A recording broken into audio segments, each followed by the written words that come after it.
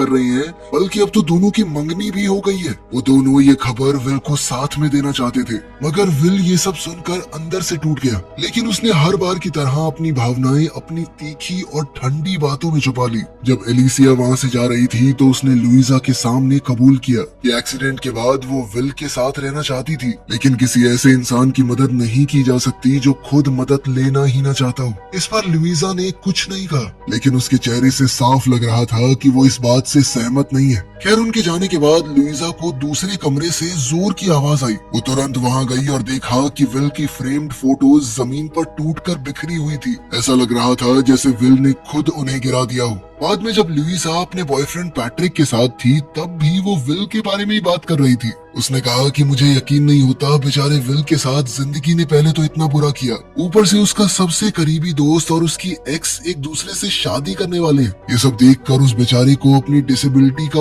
और ज्यादा एहसास होता होगा। उसे विल के लिए बहुत बुरा लग रहा था, लेकिन पैट्रिक को इससे कोई फर्क नहीं पड़ा। उसका ध्यान कहीं और ही था। असल में उसने लुइजा को नॉर्वे जाने के लिए मना लिया था, जहाँ एक रेस होने वाली है जिसमें वो अपने दोस्तों के साथ हिस्सा लेना चाहता है। लुइजा को पहले इस बारे में पता ही नहीं था, और जब उसे पता चला तो वो इतनी घबरा गई कि कुछ कह ही नहीं पाई। उसकी बात सुनकर पैट्रिक पीछे हटने वाला तो था नहीं, इसीलिए उसने नाटक किया कि मैं बहुत खुश हूँ, वाओ। अब अगले दिन काम पर विल ने लुइजा को उन फोटोज को ठीक करते हुए देख लिया जो उसने कल तोड़ दी थी। उसने तुरंत कहा कि मैं नहीं चाहता ये फोटोज ठीक की जाए, मैं अब खुद को उस रूप में देखना नहीं चाहता। उसे ऐसी कोई भी चीज पसंद नहीं जो उसे अपनी पुरानी जिंदगी की याद दिलाए। इससे वो और ज्यादा अपाहिज महसूस करता है। अब वो लुइजा पर गुस्सा करने लगा कि किससे पूछ के तुम ये ठीक कर रही थी, पागल लड़की। लेकिन इस बार लुइजा भी चुप नहीं रही। उसने भी जवाब दिया और कहा कि पहले तो इस तरह बर्ताव करना बंद करो, क्योंकि मैंने ऐसा कुछ नहीं किया तुम्हारे साथ। गुस्से में उसने ये भी बोल दिया कि मुझे कोई शौक नहीं है तुम्हारे साथ यहाँ बैठ के बात करने का,